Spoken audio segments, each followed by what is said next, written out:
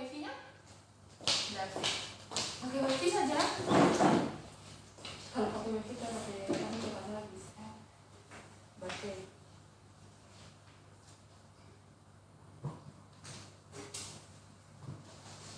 Shalom jemaat Tuhan. Ibadah kita pagi ini akan segera kita mulaikan. Kita masuk saat teduh Mazmur 100 ayat 2. Beribadahlah kepada Tuhan dengan sukacita, datanglah ke hadapannya dengan sorai-sorai. Kita masuk dalam doa pembukaan. Saja kita satu dalam doa, kita berdoa. Ya Allah Bapa kami yang berada dalam kerjaan surga, kami sangat mengucap syukur kepada-Mu ya Bapa, di mana atas penyertaan-Mu yang sudah kami lewati, Engkau sudah menyertai kami hingga pada saat ini kami datang beribadah di rumah-Mu yang kudus. Kiranya Engkau layakkan kami dalam pengambilan tugas ini ya Bapa, agar apa yang kami laksanakan hari ini boleh berkenan di hadapan-Mu. Bagi teman-teman kami yang masih dalam perjalanan, kiranya Engkau menyertai mereka sehingga mereka boleh tiba di tempat ini dengan penuh selamat. Inilah doa kami ya Bapa, berkatilah ibadah kami dari awal pertengahan hingga akhirnya. Di dalam nama Yesus Kristus yang adalah Tuhan dan Juru Selamat kami yang hidup. Amin. Kita akan menyanyi bersama Jejak-Mu Tuhan.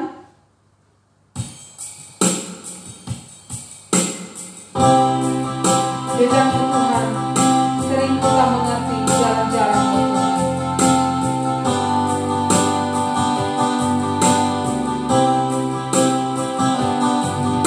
Sering ku tak mengerti jalan-jalan-Mu Tuhan, bagaikan belantara yang gelap, tanpa selimutan.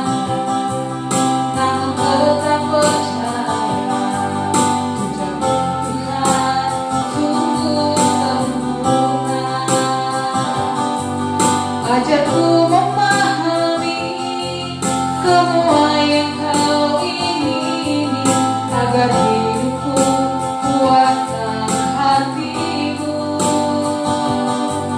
Bagimu aku rela sepenuh hati menghamba, serahkan diri genapi karya-Mu.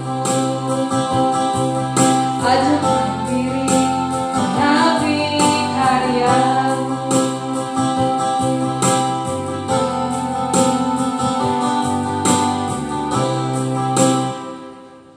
Kita masuk dalam doa syafaat. Saja kita satu dalam doa, kita berdoa.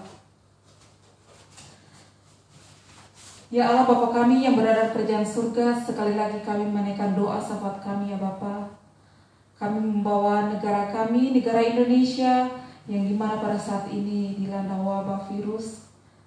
Kiranya Engkau memberkati para medis yang sudah berusaha untuk melakukan tugasnya untuk melayani masyarakat yang terkena wabah virus ya Bapak. Dan juga para aparat keamanan dan juga para pemerintah ya Tuhan, kiranya Engkau memberikan kekuatan, kemampuan kepada mereka agar mereka dapat melaksanakan tugas mereka dengan baik. Dan berkati juga para keluarga kami yang berada di Indonesia dimanapun mereka berada ya Bapa. Kiranya lawatan tangan pengasihan-Mu ya Bapa selalu menyertai mereka dimanapun mereka berada. Dan tak lupa juga kami mendoakan untuk negara Hong Kong ini tempat kami bekerja. Kiranya Engkau memberkati pemerintahannya juga dan para medis ya Bapa, terutama pada para masyarakatnya juga, agar mereka senantiasa melakukan tugas dan kewajiban mereka masing-masing. Dan tak lupa juga kami mendoakan buat negara-negara lain yang terkena wabah virus ini ya Bapa.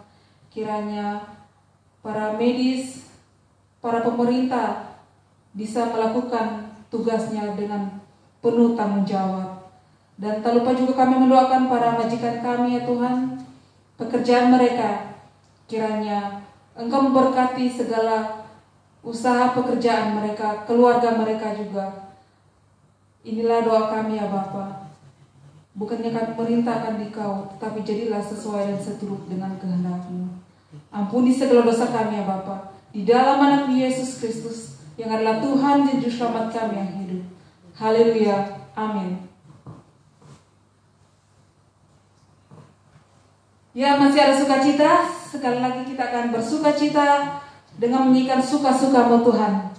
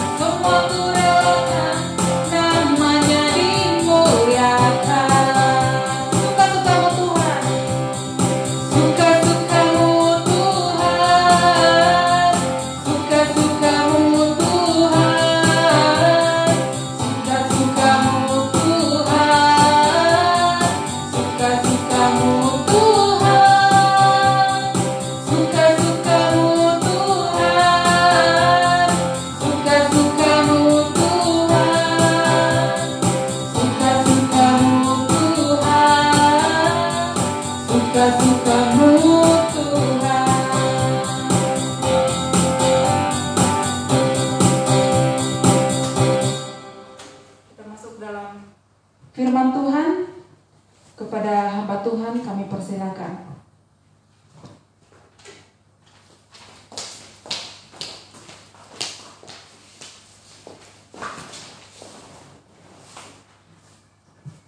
Teman-teman, shalom. Hari ini kita sangat bersukacita bisa kumpul kembali untuk beribadah. Mari kita berdoa bersama.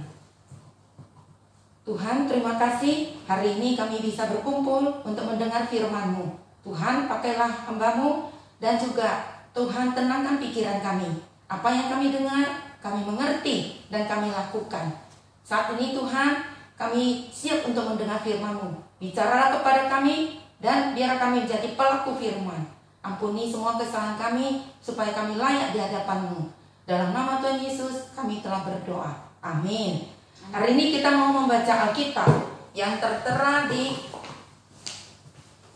yaitu Yohanes pasal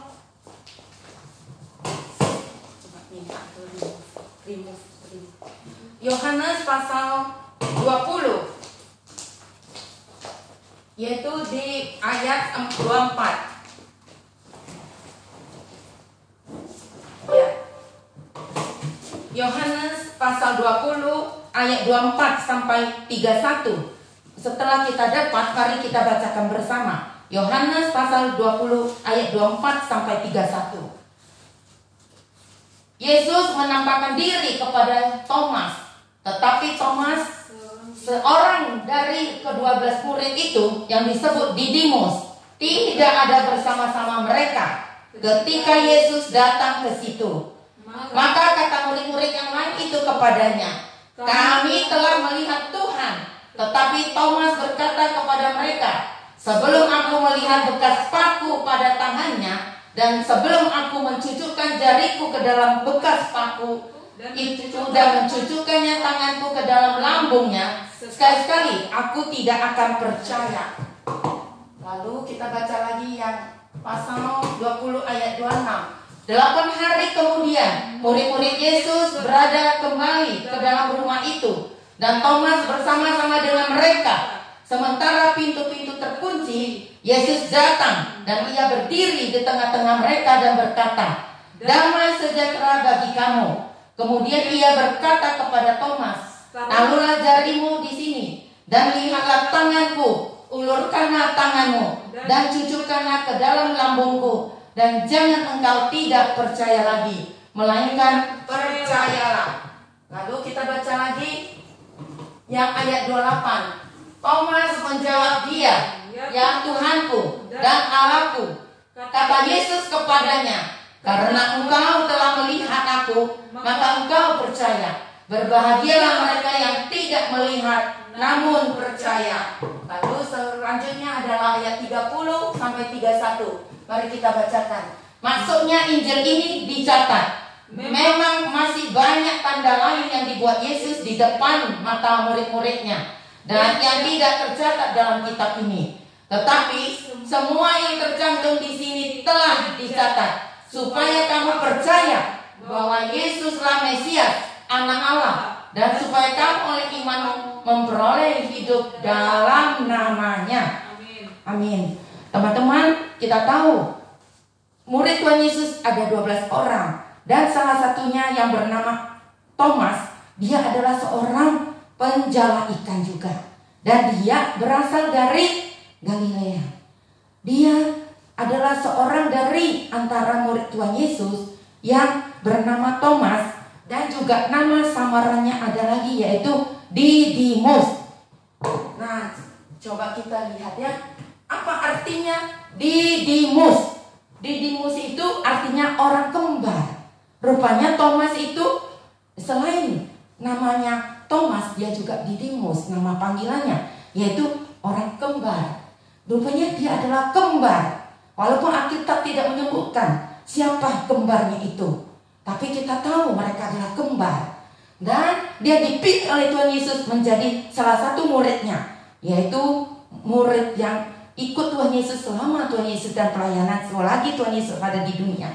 Tapi Thomas pada saat Tuhan Yesus bangkit dan menampakkan diri, dia tidak ada di situ. Waktu itu murid-murid Tuhan Yesus 10 orang itu berkumpul di dalam suatu ruangan dan tertutup dengan pintu yang tertutup karena mereka takut orang Yahudi tahu mereka berkumpul di situ. Tapi ketika mereka ketakutan, murid-murid Tuhan Yesus 10 orang itu ada di dalam ruangan tertutup, si Thomas tidak ada di situ. Saat itulah Tuhan Yesus menampakkan diri kepada ke-10 orang murid-murid Tuhan Yesus itu. Dan murid-murid Tuhan Yesus 10 orang itu sangat-sangat terkejut ketika melihat Tuhan Yesus menampakkan diri dengan tiba-tiba tanpa mereka pikirkan. Dan mereka melihat itu, lalu Tuhan Yesus mengatakan, "Jangan takut." Nah, Tuhan Yesus tunjukkan tangannya yang bekas paku, dan tunjukkan juga lambungnya yang bekas ditusuk. Dan Tuhan Yesus mengatakan, "Beritahu kepada semua orang bahwa aku sudah bangkit." Lalu ke-10 murid itu sukacita, sangat sukacita, karena mereka melihat Tuhan Yesus dengan mata sendiri. Tuhan Yesus sudah bangkit, bukan hanya mendengar, melihat dengan mata sendiri. Dan ke-10 orang ini begitu sukacita dan menyaksikan dengan kenyataan. Lalu mereka cepat-cepat beritahu kepada Thomas yang tidak ada di situ. Walaupun kita tidak tahu Thomas pada saat itu kenapa tidak berkumpul, Alkitab tidak mengatakan. Tapi ke-10 murid ini sudah melihat dengan nyata, beritahu kepada Thomas. Lalu apa kata Thomas? Nah, kata Thomas itu, "Sebelum aku melihat dan sebelum aku meletakkan jariku ke lukanya Tuhan Yesus yang di tangannya dipaku, dan sebelum juga aku menyentuh lambungnya yang ditusuk, saya tidak percaya," kata si Thomas. Wah, Thomas itu mau melihat langsung dan mau juga menyentuh. Dia tidak mau hanya mendengar. Nah, kita sering juga manusia demikian ya. Kalau hanya mendengar kita ragu. Kalau hanya mendengar, kita tidak puas. Si Thomas juga demikian. Dia ragu, apakah benar Tuhan Yesus sudah bangkit? Sehingga dia mengatakan, "Kalau aku belum melihat dengan mataku sendiri, belum aku sentuh lukanya Tuhan Yesus yang bekas paku di tangan, dan juga bekas lambung yang ditusuk, saya tidak percaya." Wah, habis dia mengatakan demikian, seminggu kemudian, yaitu 8 hari kemudiannya, mereka murid-murid pas kumpul lagi di dalam ruangan yang sama. Pas mereka kumpul, mereka juga kunci pintu. Mereka takut juga orang Yahudi tahu mereka kumpul di situ. Mereka di situ berkumpul, dan tiba-tiba juga si Thomas juga ada di situ. Tiba-tiba juga Tuhan Yesus menampakkan diri lagi. Dan ini adalah kedua kali Tuhan Yesus menampakkan diri kepada murid-muridnya. Tetapi kepada Thomas, inilah pertama kali dia melihat Tuhan Yesus bangkit, dia kaget. Lalu apa kata Tuhan Yesus? Thomas, ini bekas paku di tanganku. Ini bekas lambungku yang ditusuk. Nah, coba kita lihat gambarnya ya. Nah, ini tadi ya. Kalau kita melihat si Thomas, dia saking kepingin tahu, dia juga meletakkan tangannya ke lambung Tuhan Yesus dan juga meletakkan tangannya ke jari Tuhan Yesus yang dipaku. Wah, lalu apa kata Tuhan Yesus? Nah, kata Tuhan Yesus kepadanya, mari kita baca. Nah, yuk.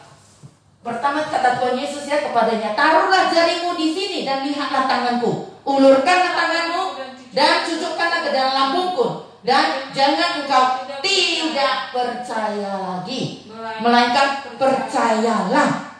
Wah, kata Tuhan Yesus, jangan engkau tidak percaya lagi, melainkan percayalah. Wah, begitu Thomas mendengar itu, tahukah Anda apa reaksinya? Dia langsung sujud menyembah Tuhan Yesus. Dia tidak tunggu-tunggu lagi. Kenapa? Pada saat dia lutut, dia menyembah Tuhan Yesus, dia mengatakan kata yang begitu menyenangkan hati Tuhan. Apa katanya? Nah, kalau kita baca ya, dia mengatakan yang di ayat 25 ya tadi itu ya, ayat 28. Yuk kita baca 20 ayat 28. Thomas menjawab dia, ya Tuhanku dan Allahku. Ya Tuhanku dan Allahku. Kata Yesus kepadanya, karena engkau telah melihat aku, maka engkau percaya. Tetapi berbahagialah mereka yang tidak melihat namun percaya. Waktu dia mengatakan, ya Tuhanku dan Allahku, lalu dia sujud dan mengatakan itu, apa artinya? Ada suatu yang sangat-sangat terjadi di dalam kehidupan Thomas, yaitu perubahan yang terjadi atas dirinya. Dia sadar dia adalah orang berdosa. Dia sadar dia adalah orang yang kurang percaya, yang tidak percaya. Dia sadar dia tidak layak di hadapan Tuhan, sehingga dia berlutut, dia ngaku dia adalah orang berdosa. Kita lihat setelah ketika Thomas sadar dia adalah orang berdosa dan dia malu, dia sujud karena dia sudah jumpa Tuhan Yesus yang hidup. Rupanya ketika Tuhan Yesus bertemu dengan kita, Tuhan Yesus bertemu dengan Thomas, maka disitulah Thomas bertobat. Demikian juga kita ingat Petrus juga demikian. Pada suatu hari Tuhan Yesus menyuruh Petrus pergi menangkap ikan. Lalu kata Petrus, tidak ada ikan, sudah 1 malam kami menjala tidak dapat. Lalu kata Tuhan Yesus, pergilah. Karena kata Tuhan Yesus pergi, maka Petrus katakan, baiklah, kalau Tuhan yang menyuruh, saya coba lagi. Begitu dia coba, dia mendapat ikan begitu banyak sampai jalannya mau robek. Lalu dia tersungkur juga di hadapan Tuhan Yesus. Dia sadar siapa Tuhan Yesus, dan dia juga katakan, engkaulah Tuhan, engkaulah Mesias, anak Allah. Dan dia katakan, Tuhan, jauhkanlah dirimu dari diriku. Tuhan, jauhkanlah dirimu dari diriku. Apa artinya? Dia sadar dia adalah orang berdosa, tidak layak di hadapan Tuhan. Sehingga dia katakan, aku tidak layak di hadapan Tuhan. Dia katakan, Tuhan, jauhkan dirimu dari diriku, karena aku adalah orang berdosa yang tidak layak di hadapan Tuhan.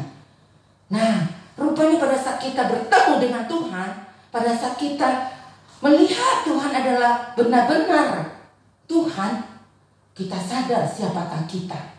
Kita adalah orang berdosa seperti Thomas, sehingga dia tersungkur dan dia menyembah Tuhan. Nah, Tuhan Yesus begitu mengasihi Thomas. Dia tahu apa yang terjadi di hati Thomas. Dia tahu Thomas itu ragu. Padahal kalau kita pikir, Thomas pernah ikut Tuhan Yesus menyaksikan Lazarus yang dibangkitkan oleh Tuhan Yesus. Kita tahu ceritanya itu. Pada saat Lazarus sudah mati, sudah dikuburkan 4 hari, tapi Tuhan Yesus membangkitkan Lazarus dari kuburannya. Pada saat itu disaksikan oleh Thomas juga. Tetapi kenapa ya Thomas hari ini tidak percaya, ragu kepada Tuhan Yesus? Nah, karena dia pernah melihat Tuhan Yesus yang membangkitkan orang mati menjadi hidup. Tapi pada saat Tuhan Yesus bangkit, dia masih ragu. Nah, dia malu. Dia malu karena dia kurang percaya. Dia tidak percaya lagi. Nah, sehingga dia tersungkur di hadapan Tuhan dan dia menyembah Tuhan. Nah, kita lihat Tuhan Yesus begitu mengasihi Thomas. Dia tidak mau Thomas ragu. Dia membimbing Thomas dari yang ragu menjadi percaya. Kita tahu Tuhan Yesus setelah bangkit, dia ada 40 hari di dunia ini. Dia melayani terus murid-muridnya dan menampakkan diri terus-menerus kepada muridnya dan orang lain, dan termasuk Maria Magdalena dan perempuan lainnya. Dia makan bersama dengan murid-muridnya juga. Dia melayani muridnya, dia membimbing murid-muridnya, dan bahkan dia bersama-sama murid-muridnya. Ini menunjukkan betapa besar kasih Tuhan Yesus kepada murid-muridnya. Dia mau muridnya imannya kuat.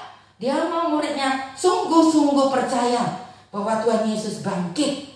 Dia mau memakai murid-muridnya lagi, walaupun murid-muridnya sangat lemah. Nah, kita tahu, padahal Thomas bicara kepada murid-murid yang lain, ketika itu Tuhan Yesus tidak ada di tempat. Ketika itu Tuhan Yesus tidak ada lagi, tidak menampakkan diri lagi. Tapi Tuhan Yesus tahu apa yang dikatakan Thomas, sehingga Tuhan Yesus bisa mengatakan kepada Thomas bahwa lihatlah tanganku yang bekas paku, sentuhlah, dan juga lambungku yang bekas ditusuk, sentuhlah. Dia tahu persis apa yang dikatakan Thomas. Sebelum aku lihat, sebelum aku sentuh, aku tidak percaya. Sehingga Tuhan Yesus mengulangi perkataan dari Thomas. Dia mengatakan apa yang dikatakan Thomas. Thomas begitu kaget. Loh, kok bisa tahu Tuhan Yesus ya? Pada saat itu, waktu saya bicara kepada murid yang lainnya itu, yang 10 orang, Tuhan Yesus tidak ada. Ini menunjukkan apa? Tuhan Yesus adalah Tuhan yang ada di segala tempat.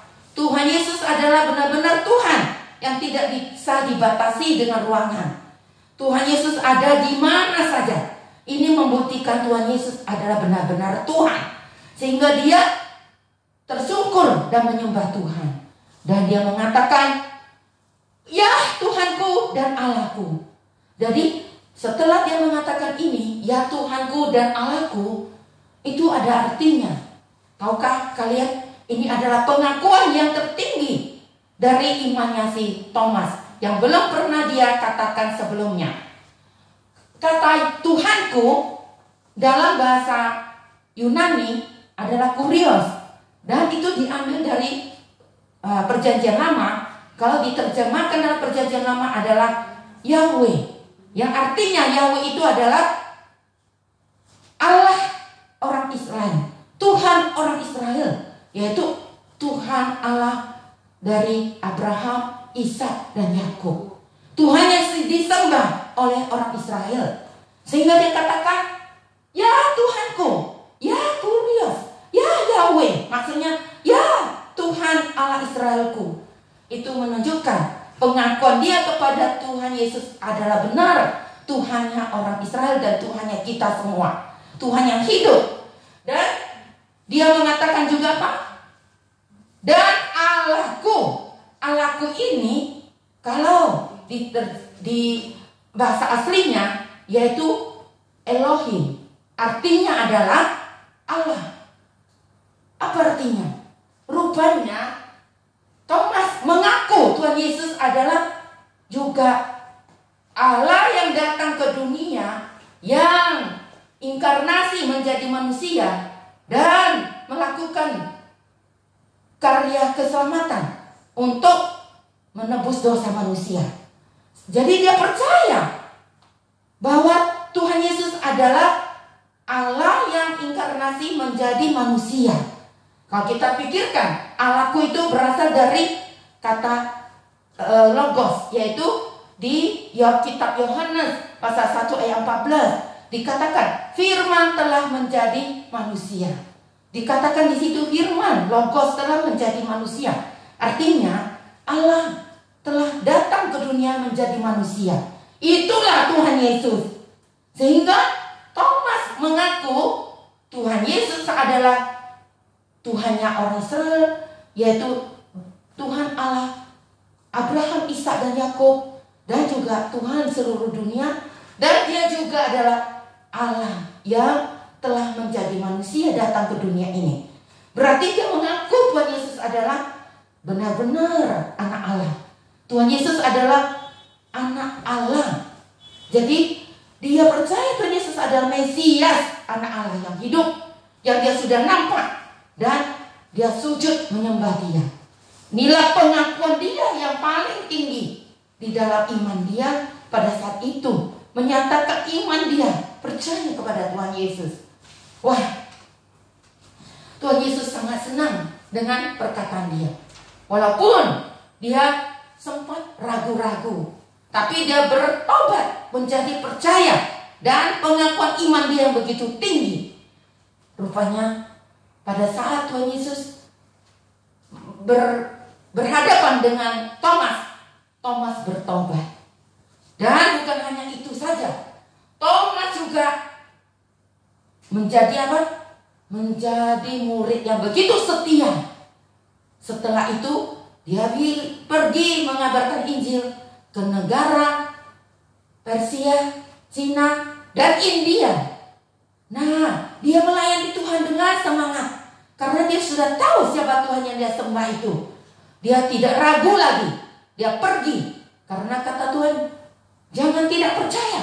Dia sudah percaya dan tidak ragu lagi karena dia bertatatan dengan muka dengan Tuhan, dan dia sudah menyaksikan kebangkitan Tuhan, sehingga dia menjadi kesaksian hidup di negara Persia, Cina, dan India. Tahukah Anda? Akhirnya Thomas mati syahid di India. Dia dibunuh karena dia menginjili, karena dia melayani Tuhan. Jadi dia hidup, akhirnya mati untuk Tuhan. Betapa besar dia mengasihi Tuhan. Ini menunjukkan pada saat kita benar-benar sudah percaya Tuhan Yesus, sudah iman kita benar-benar tidak ragu, maka kita akan diselamatkan. Karena tanpa iman kita tidak bisa diselamatkan.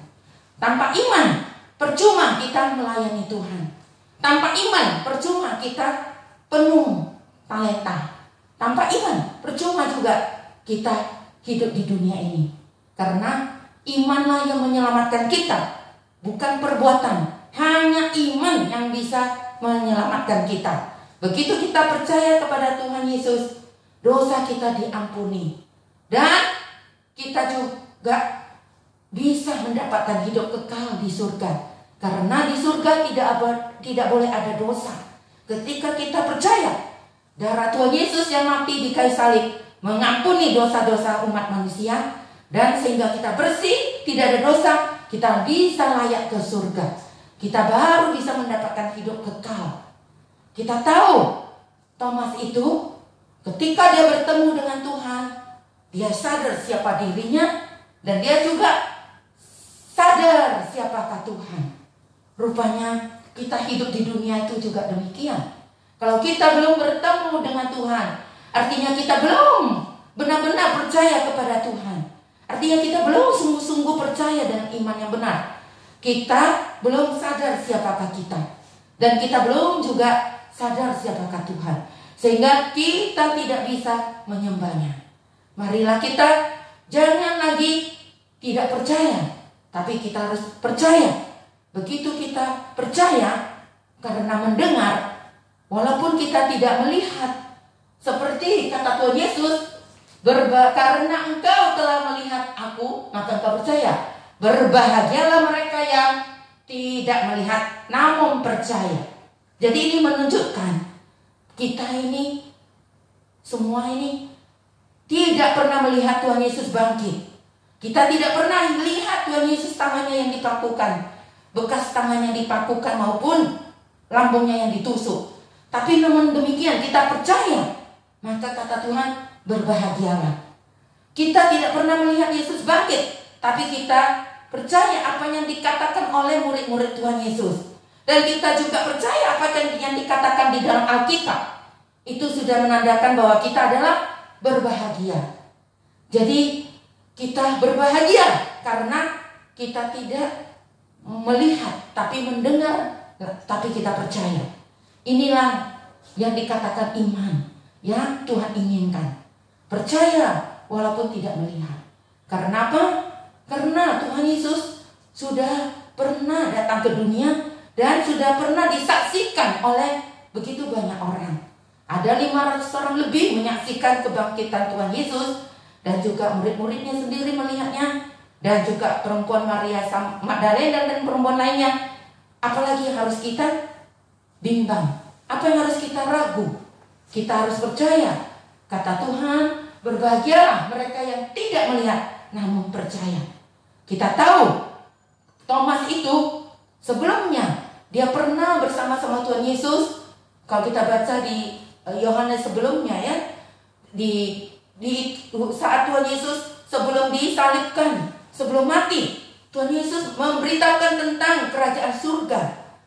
Lalu kata Thomas kepada Tuhan Yesus, bagaimana aku bisa pergi karena ke tempat yang engkau pergi, karena aku tidak tahu kamu mau kemana. Tapi kata Tuhan Yesus, jawab Tuhan Yesus kepada Thomas. Apa katanya? Dia mengatakan dengan jelas sekali. Dia mengatakan, akulah. Mari kita bacakan ya. Dia kata Tuhan Yesus kepadanya, akulah jalan dan kebenaran dan hidup. Tidak ada seorang pun yang datang kepada Bapa kalau tidak melalui aku. Yohanes pasal 14 ayat 6. Sekali lagi, kata Yesus kepadanya, akulah jalan dan kebenaran dan hidup. Tidak ada seorang pun yang datang kepada Bapa kalau tidak melalui aku. Ini perkataan Tuhan Yesus kepada Thomas dan murid-murid yang lain. Artinya, siapa yang percaya Tuhan Yesus, dia akan ke surga. Karena hanya Tuhan Yesus yang bisa membawa kita.